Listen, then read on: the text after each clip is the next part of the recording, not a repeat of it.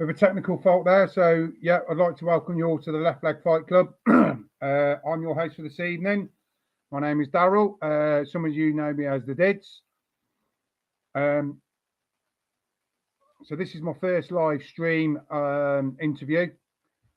It's took a while for me to pluck up the courage to do this, and obviously to get this all sorted out with the guy that I'm bringing in tonight. This guy's a friend of mine, and also is a major part of the bike industry. He's a proper gentleman. He's a massive inspiration to the bike industry, and I also think he's a great influence to the UK bike industry from years past. What more do I need to say other than I'm not going to do too much of an introduction. I'm just going to basically bring him in from here. So I'm going to introduce you to the one, the only, Graham Foot, the bicycle lover. Hello. Hello, Graham. How are you? Yeah, good. I'm good. Thanks, Darryl. Good to see you. I know this has been a long time coming. You know, we've been speaking about this for quite a long time. I know that it took me a bit of a while to do this, and obviously get you to plug up to the courage and probably come on here and speak with me, because you know what I'm about and everything else, you know. Yeah. So yeah, I'm not gonna waste too much. So basically, where do I start? Where do I finish? All I'm going to say is Graham Foot, the bicycle lover. Graham, just to introduce yourself and just tell us who you are and what you do. Yeah, sure. Sort of fell into, loved bikes as a kid. Always loved things on wheels. Went through the motorbike stages, all the rest of it. And then got a bike after I went through a spell of bodybuilding, and I was so unfit, it's unbelievable. I wanted to get a bike to get to work, got a mountain bike. Actually, going back slightly, I saw a mountain bike in a window in a shop in Cheltenham, Williams Cycles in Cheltenham. It was a Peugeot mountain bike, and I'd never seen anything like it. It was just, I just stood there like with eyes on stalks thinking, what the hell is this? It's amazing. It's got fat, knobbly tires. No one had ever seen I had never seen a mountain bike before in the flesh. So a seed was sown. And then not long after that, I managed to get myself a Rally Maverick. Okay. Cool. This is like 85, something like that, cool. 1985. So basically, essentially then, what you actually stopped doing was basically you stopped building your body and started building bikes. yeah, more or less. Yeah. So, so I got the bug I started riding to work. That was it. And then, unfortunately, the bike got stolen. And then, so I thought I'll upgrade, because I well and truly got into it. And it was quite a laugh, because I used to ride from my house in a pair of polka dot tights, because there was nothing cycling in those days. It was all fluorescent or crazy, stupid stuff. So I had my wife's tights on, white tights with black polka dots, and leggings, and I'd head up into Cotswold Hills, up round by me in Cranham, and just ride around on the trails and just discover stuff. But I used to ride through the village thinking, they're all looking at me like some alien, you know. Anyway, so that got me into mountain biking. So is that historically where you were sort of like started cycling, where you're sort of living now, then, to sort of like just around the corner, really, like your background from obviously cycling, like back in the day when you first started, same sort of areas and stuff then, really? Yeah, I'm still here. I'm in Cranham Woods. Okay, that's cool. Yeah, that's cool. It's like my second home. I love the place. And time went on, and then I got into racing and all the rest of it. And I managed to get myself a nice Rally top of the range, £550 it was, Rally Avanti. And entered a race in January. It was called the Bicycle Hard Ride. And there was hundreds of people there. It's just one big race and go. Yeah. And all I remember, it was really muddy. And I was on this bike with a U-brake at the bottom on the rear brake. Yeah. Basically, it's an American design, and it just clogged up with mud instantly. So I ended up pushing the bike around most of it. And the seed was sown that I needed a bike for the UK. And there was nothing. Everything was American branded. There was a few little like Overbriz and a few smaller brands, Chaz Roberts, Dog's Bollocks, and stuff like that was made in the UK. But I couldn't afford that, you know. So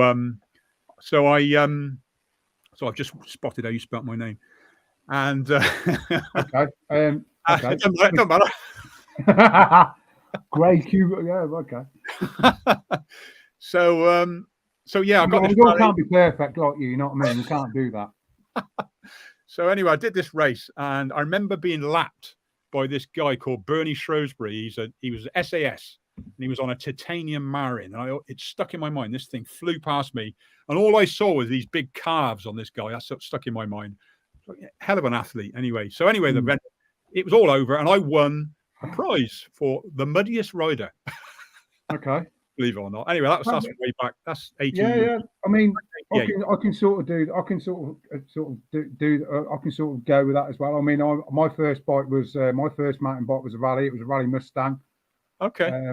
Which was a cool bike. You know, sort of not cantilever brakes, but sort of like, well, I think was they cantilever, like the ones with like the wires that come down with the horrendous size brake blocks. That's cantilever. You know, yeah. tan wall tires, 15 speed Shimano SIS. Real cool sort of paint job on it. Proper bike. You know, I mean, I think my first bike when I was a child was a rally, and it had like it didn't have like inflatable tires. It had like the fixed. It was like a fixie. Essentially, what people like, what the hipsters, what these hipster fuck rides now, like, you know what I mean? It was like a fixie with like hard wheels on it. You know what I mean? And when you went off a curb, you could more or less feel the vibrations through your brain. You know, no free hub, no free wheel, and nothing. So that was sort of categorically my first introduction into cycling. Yeah, when I was about 4 years old. So, well, 4 or 5 years old. So that was quite cool, really. I was in my 30s when I discovered it. I mean, I went through a spell when I was a kid, when I was 14, and when we were kids, there were no mountain bikes. It was nothing. You just got a bike and you just made something that you could go tracking. They used to call it tracking then. You used to watch the motocross on the telly, and then you go off and find a building site and go on a ride around in the mud.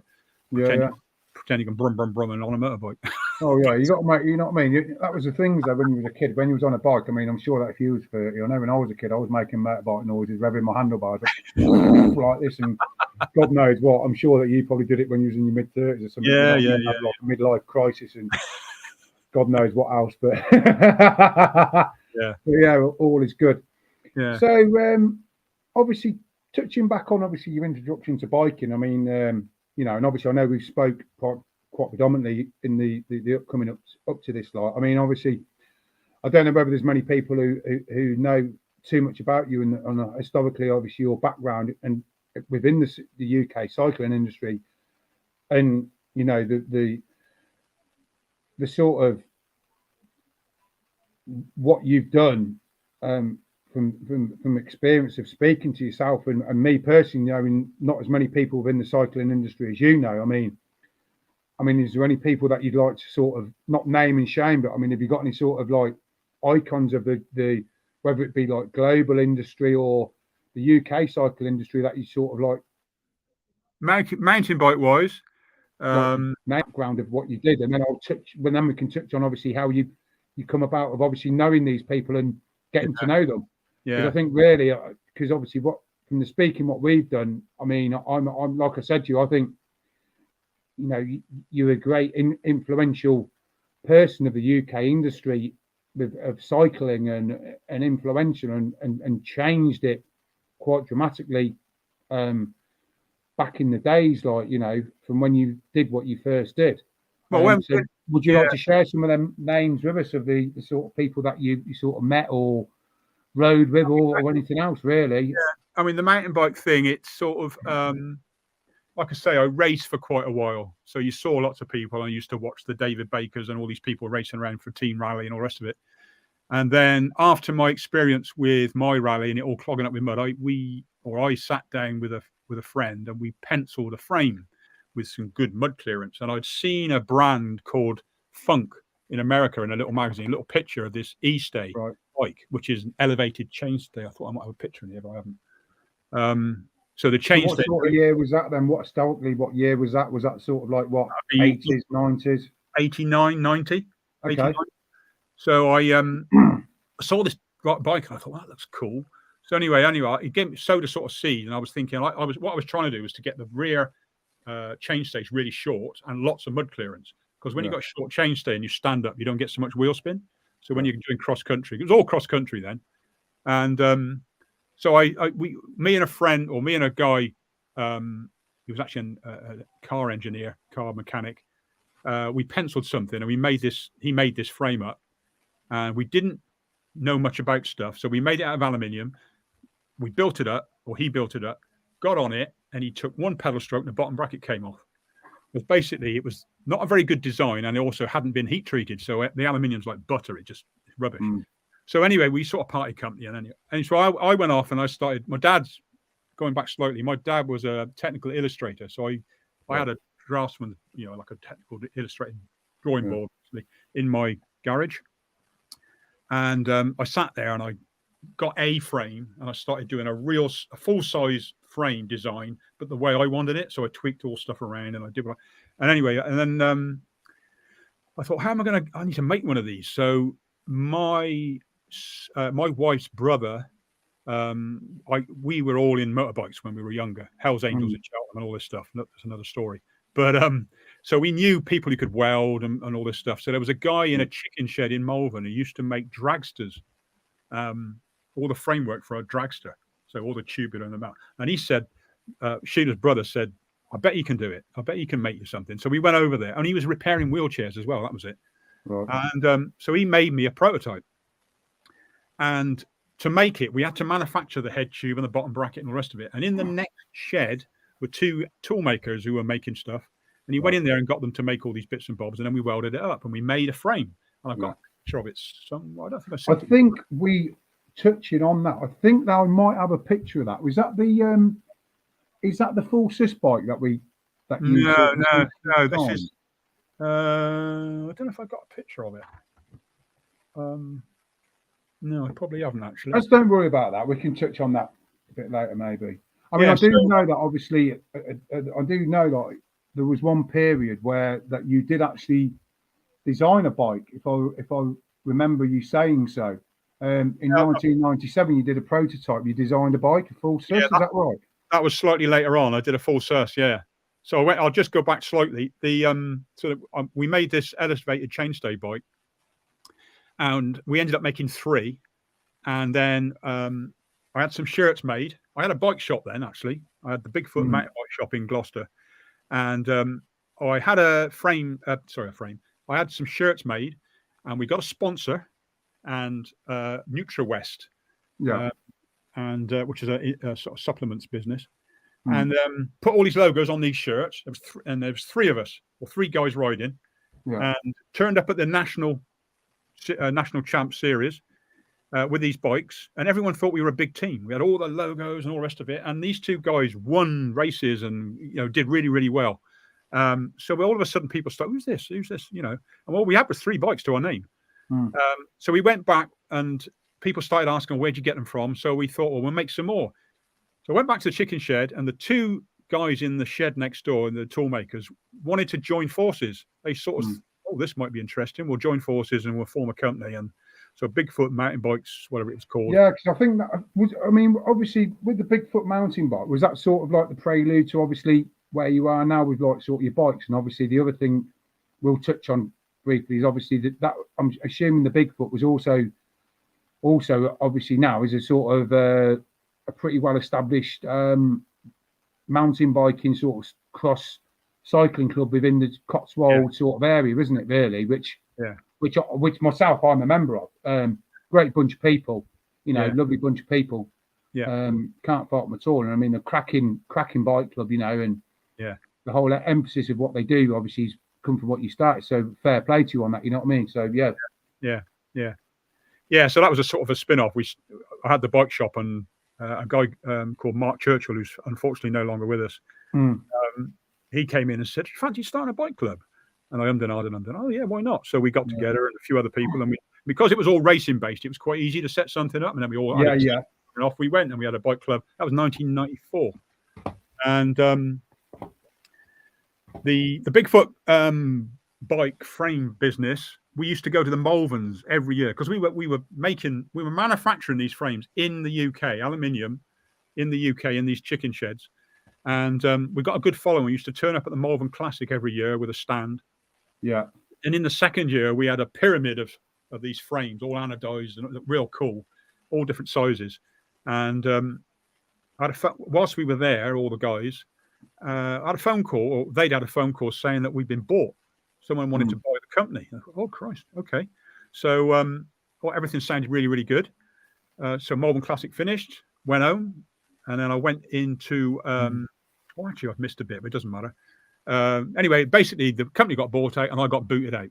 Well, I mean, I've actually got a picture which I'd like to share with everyone of like the Bigfoot sort of I think it's the racing team. I mean, obviously I don't think much has changed in the way that you definitely look anyway since this. This is the secret. Hide, beard and hair. You just hide. I mean, this is. I mean, obviously, as you can see here, you know, this is like. I don't think much has changed really, especially with yourself. Apart from, I think just now, I think the tyres have got substantially wider on your bike, which we'll touch on a little bit later. But yeah, I mean, in this picture in front of us, it's like I'm guessing this was your race team. I mean, was there anyone in here that was sort of had any sort of like celebrity status, or was they just all sort of like just slightly further on of the club? This is when Bigfoot, the bike brand, actually died, because I say I got bought out and it went and it died. Right. So this is actually the Bigfoot Club, and obviously you can see me, but the other guy in the middle in the same kit, because we were like a sub team. We were sponsored by Carrymore and Mongoose, so we had Mongoose bike, you can see in that picture. So we had a heck of a budget, and we raced everything, national champs. And the guy in the middle is called Paul Dangerfield. He's now in Switzerland, but he was national champ in youth and all the rest of it. Really, really quick. The guy on the right biting the tire was my best friend, and he unfortunately died at 30 years old. Jason Hughes. He was amazing, absolutely amazing rider. So fit. But anyway, so yeah, there's lots of the emphasis of why tubeless tires started then, because he was going around biting them all with it. He was just a character. There's lots of people in that picture. Yeah. Who are still around, actually. The guy right in the middle next to Paul on his left is still racing. Andy Weaven, he's still racing now. I mean, I remember as a child having a Mongoose, and I remember getting a Mongoose BMX frame off swapping some kids and actually building a frame up, a Mongoose BMX frame up. It was chrome, and it was an absolutely fucking awesome frame. It really was. It was absolutely quality. Yeah, great. Yeah, great. Really was great. I mean, so sounds like you had some good times when you was younger. You know what I mean? In your younger life, doing obviously what you did, what you enjoyed, and you know, even still to this day now, you know, where you're at now with yourself, it seems that you're still enjoying riding bikes. And like I said, you know, it's like I've got to take my hat off to you. You know what I mean, for where you're at now and what you're doing. And you know, I congratulate you on that. You know what I mean? I really do, and I think quite a lot of other people would as well. Yeah, I mean, me personally, I haven't got a lot of self-confidence. I don't think any that really interested in me. But you do your thing. Everything I've done is sort of happened by accident almost. I've just rolled along and gone with the flow. Like I say, I had a bike shop. Unfortunately, it got broken into 2 weeks before Christmas, and we never recovered. We ended up having to close, and I got into a real hell of a state of depression. And, so what year was this? This was 92, 93. Right. And so what I did was, because I had a really good friend who had a bike shop up in Lake District in Keswick called Amos Keswick Mountain Bikes. And I went up, I escaped, because it's like our second home. We had our honeymoon there. We know it really well. So I went there on the idea of just going up there for a few weeks. I ended up working in his shop for 9 months. Right. And during that process, I built that full suspension frame you mentioned. Yeah. So we came up with a one-off. It was a well, I'll share a picture of that now, because it's quite interesting actually. And I mean, even like the whole design behind it, it's still, I mean, to be quite honest with you, it really is in my opinion something to shout about, really. You know, I think it's quite sort of mad that someone like yourself, you know, with me in the leather jacket, especially when you say you know that you that pic of me in the leather jacket. Yeah. So I mean, obviously, you know. Yeah, that's it. There's this thing here, you know, 1997 prototype of a full system. I mean, if I remember right, I think this is actually in your shop, isn't it? Which we'll go on to in a bit, in Slam 69 above the counter, if I remember right. It's not actually yet. It's actually in Keswick Mountain Bikes, which is no longer Keswick Mountain Bikes, but it's in Amos's garage, and I'm hoping to get that back. Right. I think I can't remember if I've seen it, but I think I might have seen something similar. So I might be wrong with that, but I'm sure there's, Yeah. So this is a guy. This is me. Left school at 15. No education. No one could force an exam on me. No idea about anything. But I designed that on paper, on a note, on a board, full size. Sussed it all out. Everyone used to go on about, because you had high pivots, low pivots, and all this rubbish. Yeah. pivot needs to be where the chain leaves the chain ring, 68mm above the bottom bracket, and the rear end will float lovely. So we made this out of rubbish aluminium tubing. It's real cheap. That frame was welded in Sellafield. So we always used to joke about it glowed in the dark, but it was actually welded. The engineer who welded it all up worked in Sellafield. I did the drawings, he did the welding, and we made that one, and we were toying with putting it into production, but nothing came of it. Would it be right in saying that it's got a coil in the back of it? It's got a air shock. Oh, okay. So it looks like a coil on the picture. I mean, I know my eyesight's pretty shite, but it looks kind of like a coil. Yeah, it's an air shock, and the reason it was raced by my son-in-law in that event in a downhill race, and he did quite well on it. Oh, right, brilliant. This is, I mean, you look at the travel. I think it had, what did it have? 4 inches of travel, something like that. But so it hung together, and it's, it did this and that. It climbed like a rabbit up a drain pipe, like a rat up a drain pipe, we should say. I think you've probably done more miles in that jacket than what you probably did on that bike. That jacket could tell a tale or two. And anyway, if you're wondering why I'm wearing it, that's the national point series. Yeah. And Tracy Mosley's in that picture. She's got her back to us with that logo on her back. Yeah, she's got the Red Bull top on by the looks of it. That's it. Yeah, that's Tracy Mosley back in the day. But anyway, bit of name dropping. So I wore that because the guy next to it almost looks like he's holding the bottle of squash and stuff or whatever. Almost looks like he's wearing a hospital gown. Yeah. So the reason I was wearing that is every national points at the end of the downhill racing, they used to have the Schwinn Cruiser Cup, and we used to get on these Schwinn single speeds, like, I don't know, 300 quid bikes, and we used to trash them going down the same downhill course. So we all had to wear like retro clothing. So that's why I'm wearing that.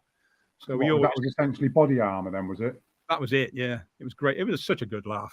But no brakes, everything broke, forks snapped. I don't know what else, things fell off. But it was such a good laugh. But still tell the story now. Yeah. So anyway, that bike is hanging in a shop, never went anywhere. But there is a story behind that. Or after that bike, there's a picture. I haven't got it here, but there's a picture of that bike outside Keswick Mountain Bikes with the two guys who own Orange talking to Amos, and that bike was leaning next to him. Yeah. And not long after that, funnily enough, the Jekyll came out.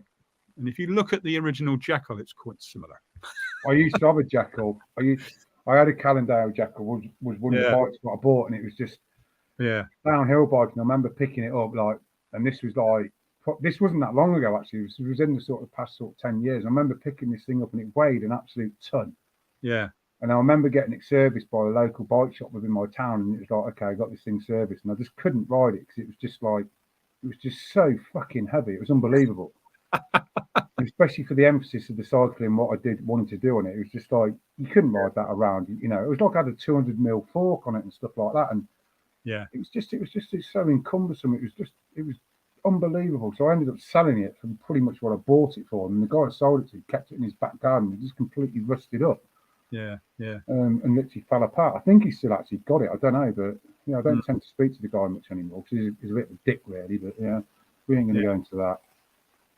Yeah, good days. The downhill days were good. I really enjoyed that. I actually, I'll brag a bit now. I won a national champs gold medal in the old man's class, vets class. But it was one of the few things I've ever won.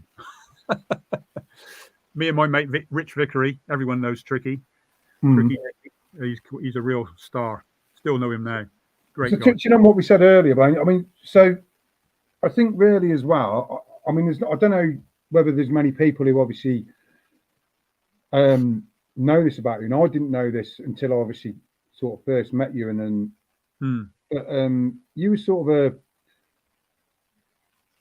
well, what would be the word? I wouldn't say predecessor. I don't know whether that's thing, but I mean, from what I understand, and obviously chatting with yourself, on numerous different occasions, you were sort of like like I say, with the influences obviously of obviously in the cycling industry. From what I understand, you was sort of predecessor for like making one of the first sort of BSX tracks or cycle parks within the UK. Is that right? Sort of right in the Cotswolds area? Yeah. I mean, I how did we start that? Right, the bike club, Bigfoot Mountain Bike Club. I was running it I was chairman, I was doing the club magazine, I was doing all kinds of stuff. And we wanted to come up with an event to raise some money for charity. And we were sponsored by Whitbread, of all people. And we used to use the Royal, yeah, great. And they let us use energy drink, man. So we were based at the Royal William on Painswick Beacon, where I go every day now. And so that was owned by Whitbread then. So we had good backing. We used to go there for all our meetings and all the rest of it. And we had some sponsorship, but we wanted to raise money for a charity. So we held an event. And in the back of the pub, next to the car park, there's a field. And they said, well, you can use that field if you want. So we dug some dirt jumps in the field. We had loads of people, and our membership went from like 30 to 150 over the weekend, and all these kids joined. So we ended up with this like a big group of kids who wanted to join the club, and because of the dirt jumping thing we'd started. And there was a couple of guys, Ian Gate and Johnny Dodgin, who I knew from previous times when I first started mountain biking. I used to race with them, and they were into BMX and stuff like that then. So they turned up and helped build some jumps. And so we had this day and we raised some money. But the thing is, we used a field opposite the pub for a car park. And we said to the guy, okay, if we use this field, we'll give you all the money that we raise, from parking. Yeah, fine. If you want to do anything else in this field, let me know. And I said, okay, yeah, I've got a few ideas. I'd had this crazy idea to build a track, a bit like I watched a lot of motorbike supercross on the telly. And I used to think, God, that'd be so cool to have, because I raced. I'll slightly go back a bit. When I raced downhill, the bit I loved was practice, because you used to chase other people.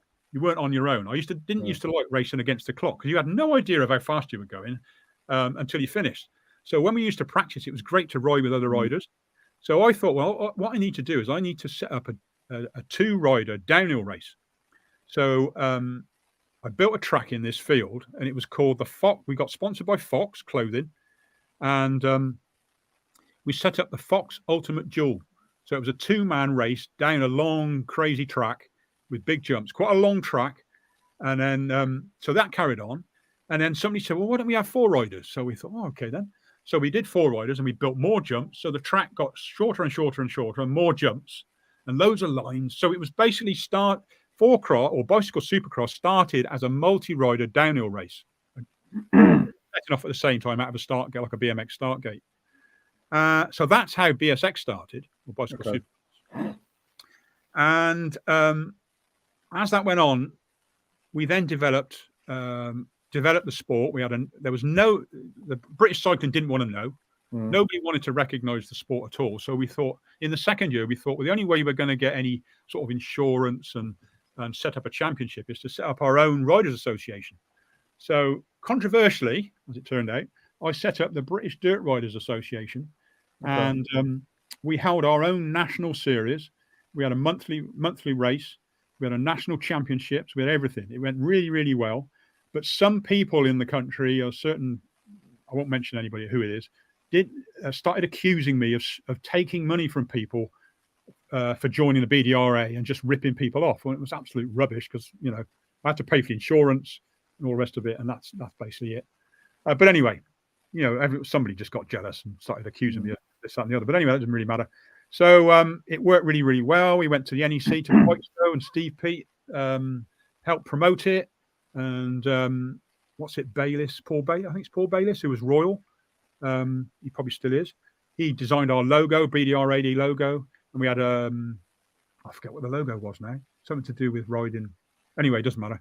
But so yeah, that went really well. And then planning shut the track. So we had 2 years there. We had fantastic time. We had national championships. We had all these kids went from never riding to really good, really, really good riders. There's a couple of, I know quite a few people. Well, there's loads of people. I think there's loads of people who know you as well. Even when I go from town to town, and I know that I've name dropped your name a couple of times in different places. So yeah, we know Graham. There's a guy in my local town, Billy and Johnny Cheatham. I know they used to come and race your tracks. Yeah. I know they're sort of like they're downhill champs themselves. Yeah. Chris Porter, the suspension guru, he knows you very well, and I know you know him.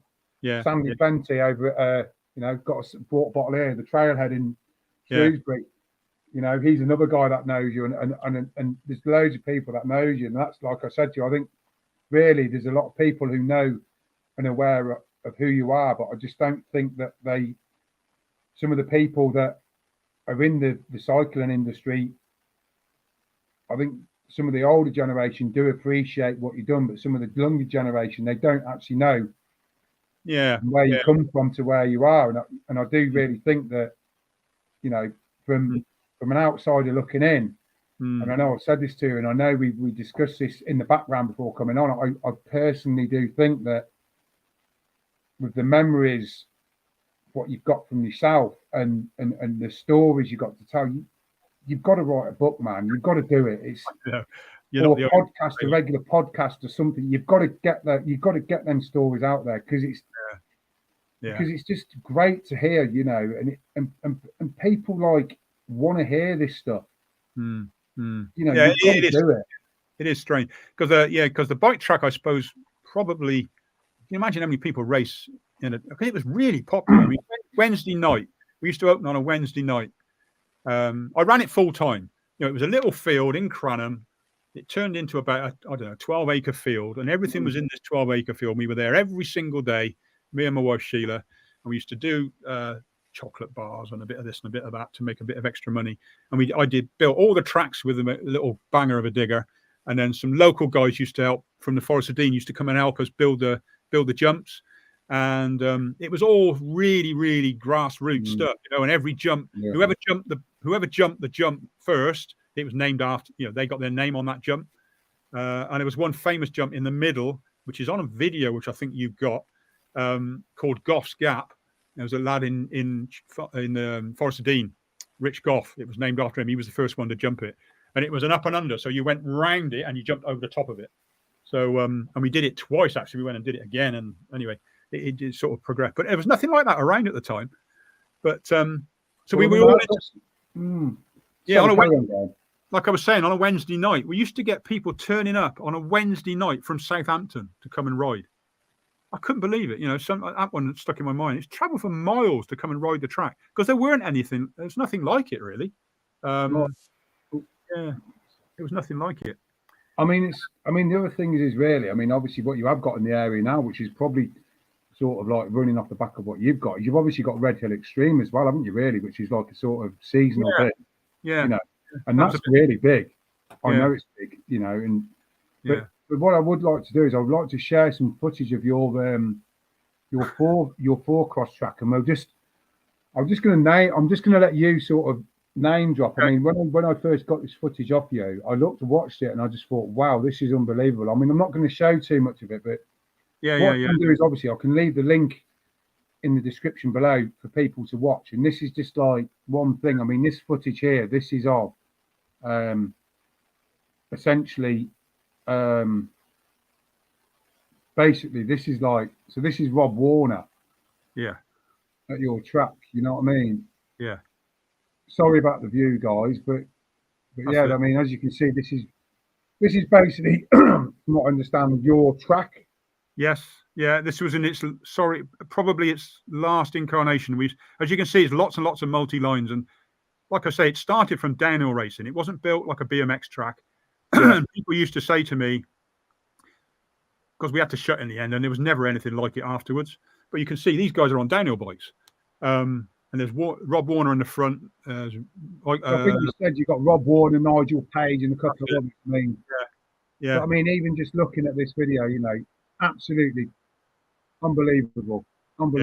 This was an MBUK photo shoot. That's local rider, Matt Hughes. He's so smooth on a bike. He just had to ride that track. But anyway, this was an MBUK photo shoot, and it was called BSX Better Than Sex.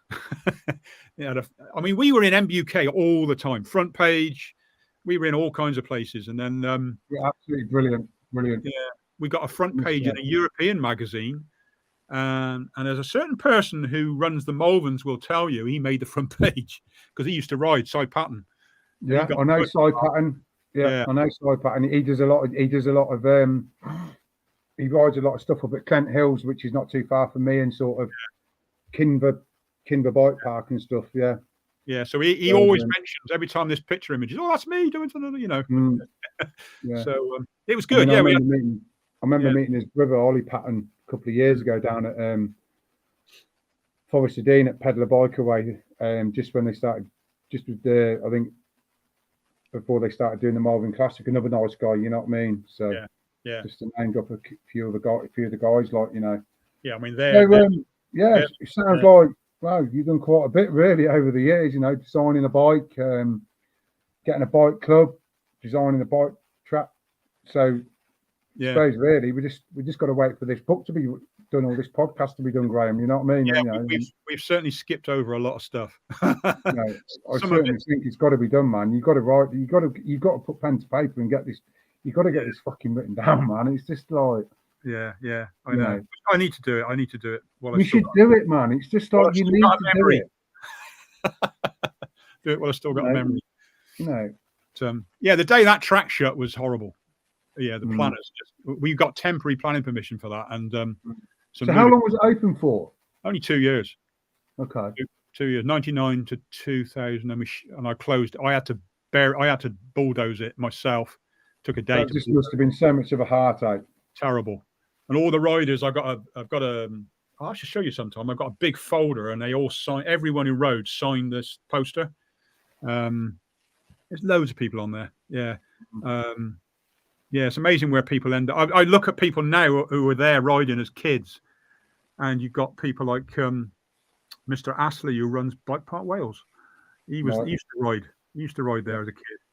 You know, it's it's amazing, really. Well, I've actually been speaking via social media. I don't know whether you actually. I know. I've actually been speaking to someone who's actually a trail builder at Bike Park Wales, who also was. I think he was second in the EWS who had.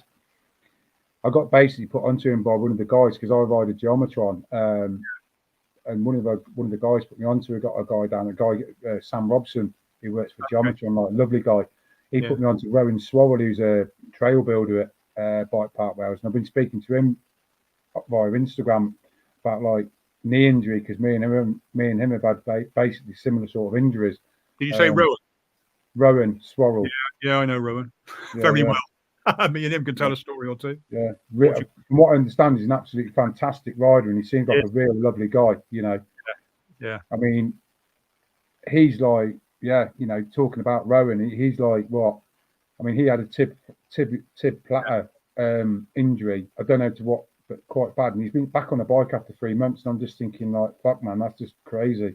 Yeah, it's just absolutely mental. I mean, touching back on the track, you know, touching back to what we spoke about with your track. I mean, I understand that you also basically built this little gem here, which I understand was something at Hay on Wye. Yeah, this was Hay on Wye. It was the Bathurst Hotel garden, for want of a better word, a field on the way in.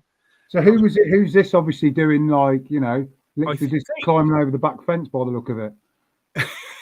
I think that might be Martin Ogden. Okay. But that jump there was insane. That was downhill, and we had initially I put my Vauxhall Astor Estate in the middle of that. No, it wasn't. It was I got sponsored by Toyota, and we had a brand new RAV4 used to sit in the middle of there, and they used to jump it. But it was a crazy downhill. You know, you imagine you're going full pelt downhill, and then you got to jump that. And we did have a couple of guys that sort of stalled in the air and just fell. But that was good. That was a good track. We weren't there very long. I could only just about probably walk across that. Never mind jump it. I mean, now you look at what's people ride now. It's nothing. But everything progresses. You know, there was nothing like that. So to go from that to what we got today in one hit would probably be a big call. But yeah, you build up your experience with people from each other. But that was a good track. It was a crazy place, really weird place, Bathurst Estate. Very, very strange. You used to have really strange parties on Saturday night. I ain't even going to ask. I really am not. Very strange. So obviously after you, you know, you created this sort of like, essentially what you could deem like a sort of downhill track sort of bike park, whatever, and all this other stuff. Where did you go from there? What was your sort of movement from there? Because obviously, you know, you've got a pretty well established shop, Slam 69 in Gloucester, which I shop at, which is probably sort of one of my local shops, which is where we first met 4 years ago. Yeah. Absolutely lovely shop. And just to let all you guys know that currently at the moment, if you spend over £95, you get a 10% discount, rider 10, I think it is. And I think that promotion's on till the 14th or 15th of this month.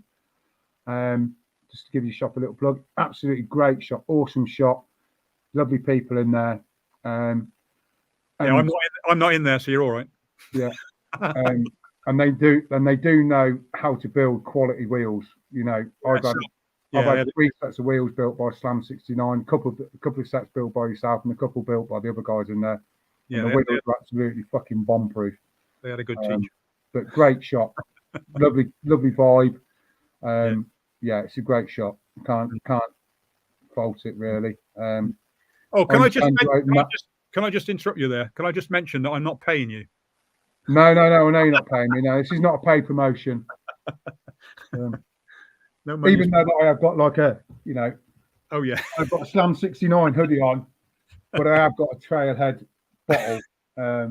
Another great shop as well, run by Sandy Plenty down in Shrewsbury. Yeah. Never been, but I should go really. All I hear is I hear loads of stuff about Sandy. Yeah. Lovely guy. So obviously, like you say, you've took a step back from the shop now, and you know, it's, you know, I think a lot of people will miss you from being in that shop because you know you was a, you know, it's like a lot of businesses. It started by a person, and the person sort of becomes the business. So if the person goes, the business goes. But luckily for me, yes, I did. We had a fantastic following. I love people. I could chat to people all day long. I know. I just love the social side of it. Mountain biking's brilliant. You know, downhill and all the rest of it. And now I'll mention the word fat bike. That's it. That's even better. So it's a great community. And I'm going to mention the word geometron. Geometron. Yeah. I rode your bike. Yes, cool. Yeah, and I rode your bike. Yeah. So we have a bike shop. Yeah, which like I said earlier, I've never planned anything. Everything is sort of organically happening. I bounce from one thing to another and seen what happens and all the rest of it. And I went from the track shirt. What did I do after that? I can't remember. I know what I did. So, because obviously I drove a digger and I built the track and all the rest of it. So I thought, what am I going to do? We tried in umpteen places to get another track. We got sponsored by Halfords of all places. Okay. The one time they invested in us to build another track, and they paid. We had planning consultant, we had everything, and it still didn't get through. Planning is unbelievable. Anyway, I won't go into all that because I had a lot of very stressful times. When you watch Clarkson's Farm now on telly and you see the hassle he has, it just brings back all the memories. You know, planners only know one word, and that's no. But anyway, look at the money what Halford's made in the pandemic. They're like gross profit on bikes. They're like gross profit or something like that was up by like 800%. Yeah. You know what I mean? And they still, you know, and literally, you know, they still couldn't fucking fix bikes. You know what I mean? They probably still can't now.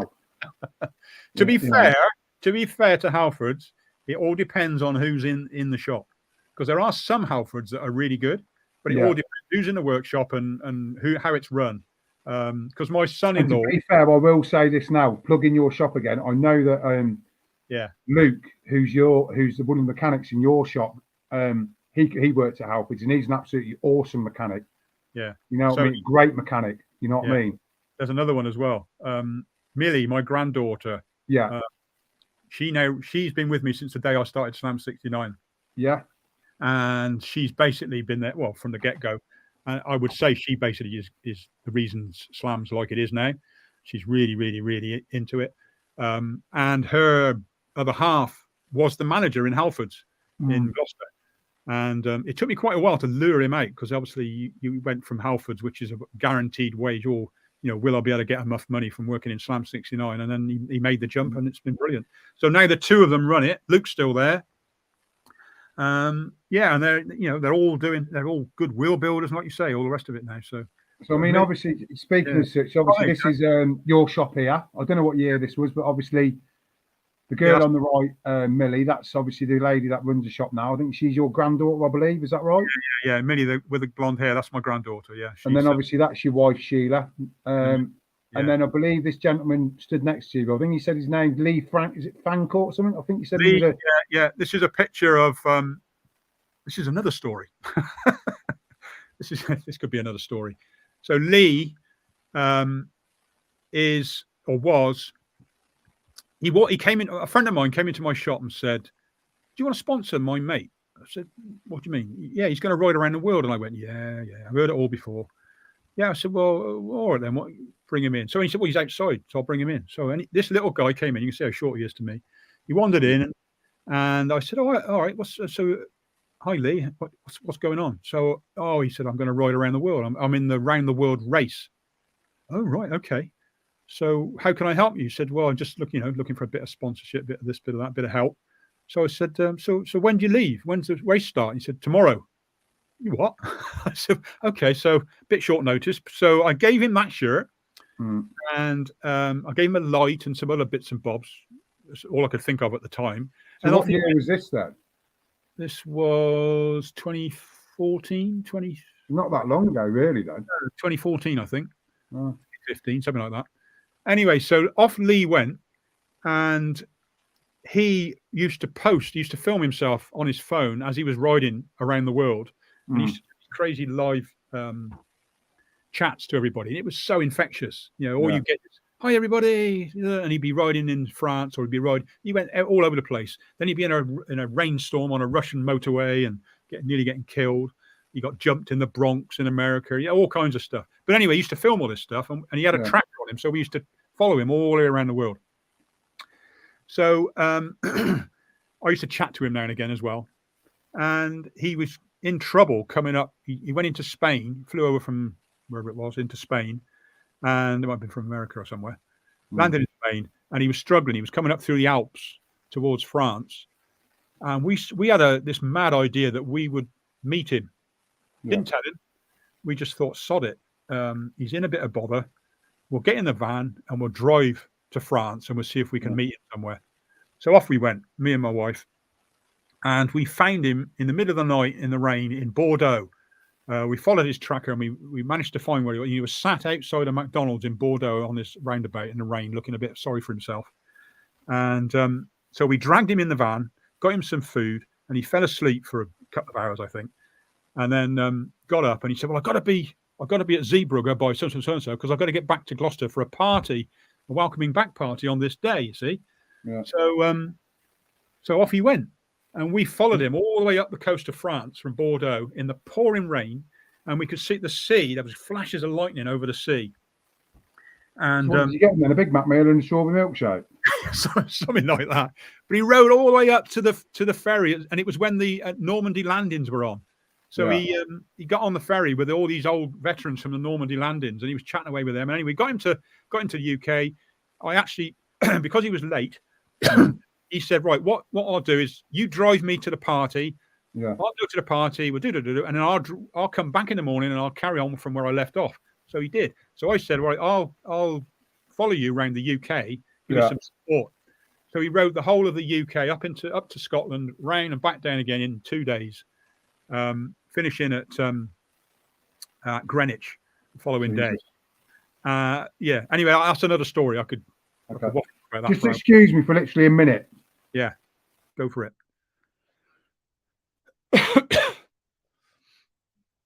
Yeah, I can sort of fill in while you're doing that if you want. Yeah. The unfortunate news about Lee is he actually took his own life, but that's later on. He used to have some troubles with his mental state. You find that a lot with people who do hard endurance events. They really do put everything into it, and when you finish an endurance event like that, you really do get withdrawal. And I think that's what did it for him. But yeah, sad times.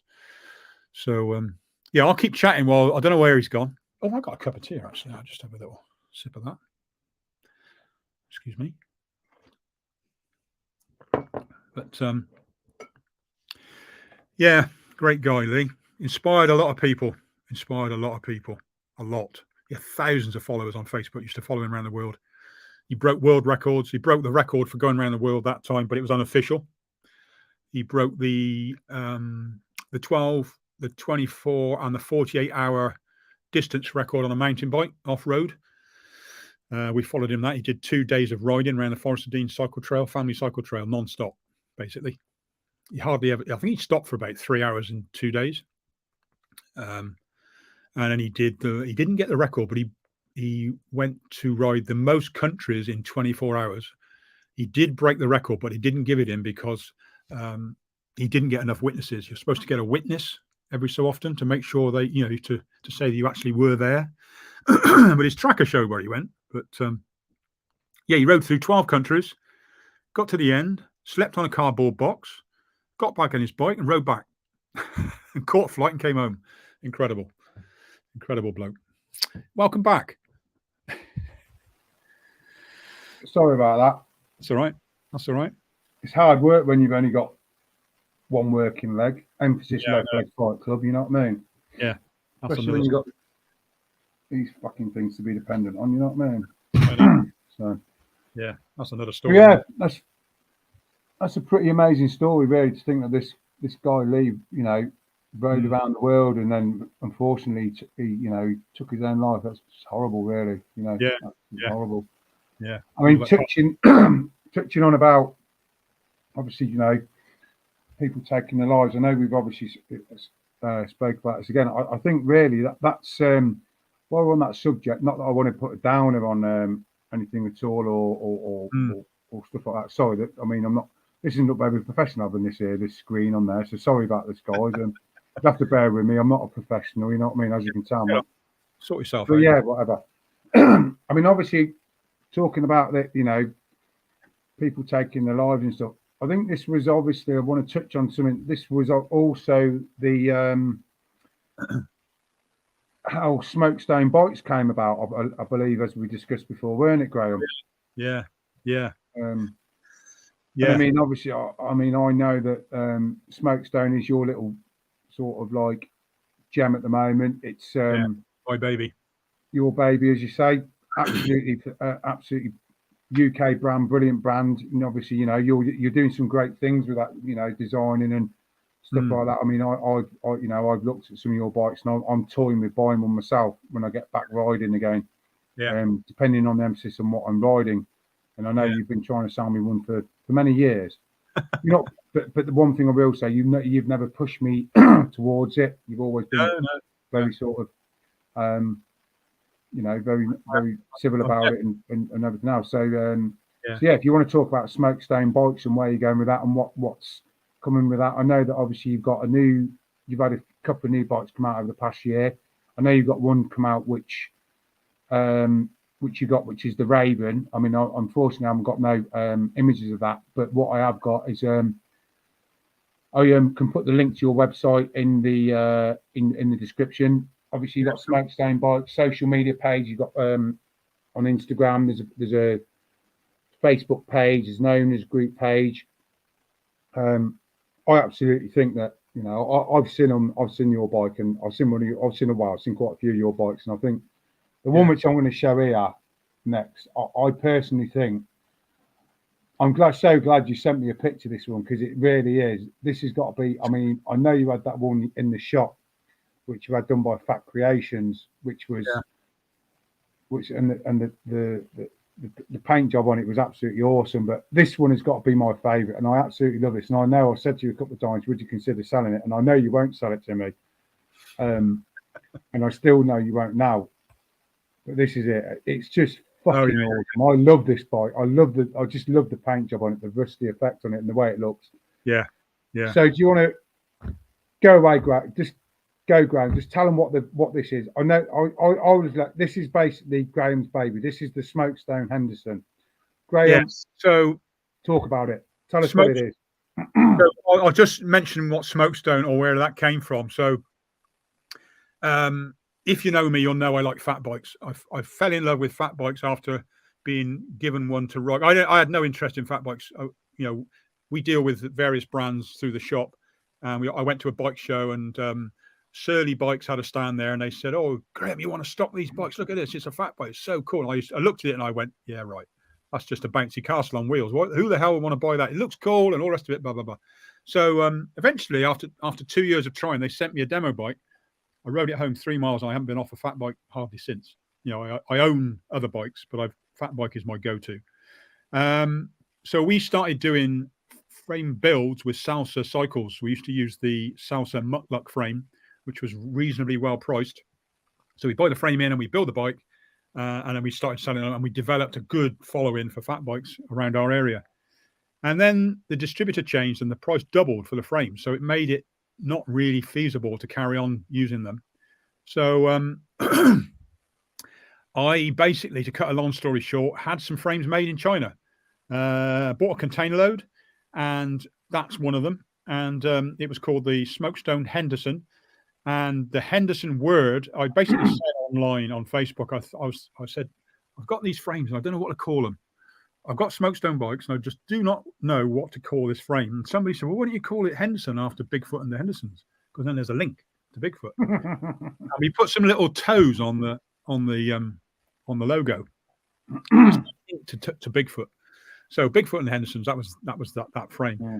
Smokestone itself comes from another very, very, very close friend of mine, who I used to know way before I got into bikes. This was when I was working in a concrete factory, and I used to come home at night, and me and him used to sit and have a spliff, and hence Smokestone. And this is when CB radio was going.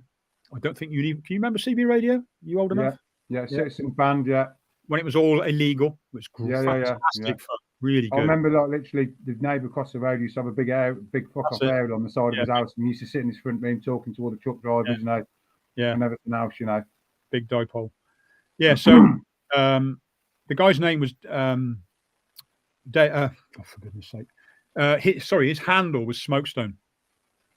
And so that's where the Smokestone came from. Yeah. And he was running to work one day and had a chest pain. I was rushed into hospital and unfortunately died the following, or a couple of days later. And he had a hereditary problem. Right. And so I was so close to him and his wife. Yeah. We used to, us and him were very, very close. Yeah. And what was I going to say? Sorry, somebody just said we're talking a long time. I don't know how long we've been on here.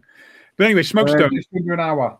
Yeah. So his wife, or I said to his wife, because I'd made a prototype frame the week before he died, and he never saw it. So I rode it around this first Bigfoot. This is the first Bigfoot frame. Yeah. So I'm slightly messing this up because this is before fat bikes and all the rest of it. So the Smokestone name came about. He died, and then my first Bigfoot frame that I made in a chicken shed, I said I would name the brand, the model, so Bigfoot Smokestone. I'd name it after him. And I lost when the company got bought. I lost the name.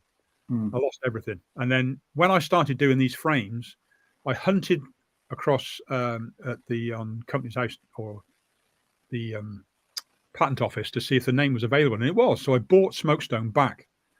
So I wanted to use that name on the frames because of the history of him, and I've also got a link to Bigfoot. So there's a bit of a loop of a story there, and so yeah, that's it. So, and that bike there, actually, Daryl, is not my bike.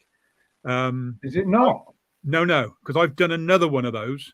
That was but I know you've got one that looks very similar, and I know that. Yeah, okay. Yeah. So it is a Henderson, but that was built by, or that was painted by Andy Deacon, who's rides for me, and it's rusty paint on that frame. Because I know you've got one the same. Because I remember you saying I looked at it and I fell in love with it. Yeah, he had to sell that, and I thought I love it so much. I did another one, so I've made another one. The same. So this was a predecessor to your sort of one then. Yeah. I mean, really, I think I've got to say that I think the emphasis of what Smokestone is, I think really this is pretty much the flagship of Smokestone, isn't it? The Henderson. Yeah. Would you say? Yeah, that's the creation. It's a trail bike. You know, fat bikes are regarded as bikes to ride on snow in Alaska and all the rest of it. Whereas I wanted a bike to ride UK trails all year round. So it's slacker, it's more nimble. 4-inch tires, not 5. If you know anything about fat bikes, you'll know most of them are 5-inch or 4.8. So it was really chuckable, really great fun, and they still are. And there's loads of them around. We made 200. They've all gone, I think. I haven't made any more because COVID put pay to that. Lead times for frames were 2 years. And I'm at a stage now where at my age, I don't really want to start ordering container loads of frames. So we ended up moving towards titanium so I can do one-off. So we do a lot of titanium frames now. I was just about to touch on that you do sort of custom geometry and everything else, because I know we were speaking when I was in hospital about maybe a custom bike and everything else, which I'm still thinking and toying with. But obviously, I've got to get my legs are back over a bike and get the wheels spinning first before we sort of go there. But we can talk about that another time. I mean, like I said to you, I mean, I think it's I really love the Henderson bike. You know what I mean? I really do love it. It would be one of my go-tos. I mean, I know what your views on are on e-bikes, and we ain't going to touch on that because of time and everything else. I mean, you know, if we could touch on that, they have their place. They do have their place. They serve a purpose, you know. But I know that obviously myself and you, they don't sort of serve a purpose for us. No. So yeah, we won't touch on that. No. I mean, how do you want to wrap this up, Graham? I mean, obviously we've been talking about an hour now. I mean, obviously I don't want to take too much of your time up. I mean, it's took us quite a while to get the emphasis of this actually going. Yeah. So I'd like to basically maybe put another proposal to you, Graham. And I'd like to think that you might be up for this. How would you feel about doing a part 2? Yeah, absolutely. Yeah? I've really, skipped across stuff, and there's other stuff we can talk about as well. You know, quite happily. Okay, because basically I have got there is some other questions which I do want to ask you. Okay. Which we haven't touched on, and I know that obviously when I did the trailer for the video, you know, my emphasis was to obviously speak to you pretty much about Graham's and his bikes and his likes. Yeah. So let's come back for part 2 with what you are as a person, but also I also want to touch on, like, you know, what your influences are for the bike industry and what your views are on the bike industry. Yeah. I mean, currently at the moment, because we all know there was this massive sort of thing with the pandemic that there was no stock getting out, and now there's this big thing where overstock 2022 stock come early, you know, there's a massive backlog of like 2022 and 2023 stock, and the whole industry is pretty much in a nutshell fucked because they've got 2024 stuff coming out and they've got this stuff backed up and they're not going to sell it. But we'll go into that another time. Yeah. But what I would like to say is Graham, I just want to applaud you and put my hands up to you and just say, like, I really appreciate you giving up your time to come and do this with me. I know it's been a long time coming. You know, it's been absolutely great getting you on board and doing my first live stream and everything else. What I would say to you all, for the people that have viewed, thank you for viewing, and you know, thank you, Graham. No problem. Is there anything, any plugs you like to would you like to plug your social media, or do you want me to do it in the links or whatever? Yeah, you do. I'm not into plugging much. So obviously, you know, Graham, you can find Graham on Instagram at Graham the Bicycle Lover, also smokestone.co.uk. There is a couple of other pages on there which Graham did get hacked on Instagram, so don't go to them because someone's making out that they can make you thousands of pounds when basically they're going to take thousands of pounds off you. But if you want to give Graham thousands of pounds, he can give you a really nice bike or make one for you. So yeah, just keep an eye out for them. I'll put the addresses in the socials. You can also find Graham on YouTube. Graham Foot the Bicycle Lover, and you can also find him on Facebook with his Graham Foot the Bicycle Lover and Smokestone Bikes. Yeah. On that note, what I would like to say to you, Graham, is thank you so much for your evening. It's been so eventful, and I know that you know, I've been absolutely shitting myself doing this. I'm not going to lie to you. I mean, I know that I come across as like being sort of quite I know you don't. and loud and whatever else. And I know that obviously, you know, we've obviously spoken the background obviously before doing this, and you know, and had some ideas about what was what. Have we spoke before, have we, Daryl? Like every day for 2 years? Yeah, we do speak every day, Graham. You know, yeah, and like I say, you know, I mean, Graham has become a very close friend of mine. You know, and I've only known. I'm going to touch on this before we go. I've known Graham for like sort of like 4 years. When I went into the shop 4 years ago, around about 4 years ago, and I went in there to basically get a set of wheels built for my Geometron. And I know when I walked in there, Graham looked at me completely gone out, as if to say, like, who the fuck is this, sort of thing. And yeah, it's gone from there. It's gone from there, really, you know. And I've got to say, you know, Graham has just been an absolute godsend for me, you know what I mean, over the past couple of months. We'll chat about this next time. Yeah, but we'll talk about that next time. We'll go on to that and the next one, like Graham and his likes. So on that, I'd like to say thank you so much, Graham. Thank you for giving me your time this evening. Time is of the essence. And please, Graham, don't do this for me. Do it for yourself. You've been a massive success in everything you've done. You know, get your memories written down and get this book written, man, because you've got to share these memories. Dude, you've got to do it, man. You've got to do it one way or another. If you don't put pen to paper, do a podcast or put something together to share your memories with people like myself who want to listen to your stories and are absolutely flabbergasted by what you've got to say. Graham, I'm going to leave it to your evening, and I'm going to say to you, thank you so much. Big love, Graham. Take it easy. Thank you. Cheers, so man. much. I'll see you later, Graham. Thank you. Catch you later. See you in a bit, bud, mate. So yeah, what can I say? Absolutely fantastic live stream. I was really like literally shitting myself doing this, and I've really enjoyed myself this evening. It's been absolutely great. So thank you, Graham. All I'm going to say is like, comment, subscribe, and all the other bits and pieces that go on here. I have got some more other interviews coming up with a couple of other people. I've got an interview with the downhill champ. I'm not going to say his name. I did mention his name in the live stream. I've also got another interview with one of the guys from Geometron, which I will mention another time. I've still got to sort that out, but that's going to be coming. All I'm going to say is thank you to the people that have watched the live stream tonight. Thank you to the people in the comments. So Disclosure team, thank you for your comments. Thank you, Adrian Haig. And obviously, thank you, Disclosure team, again, for obviously helping.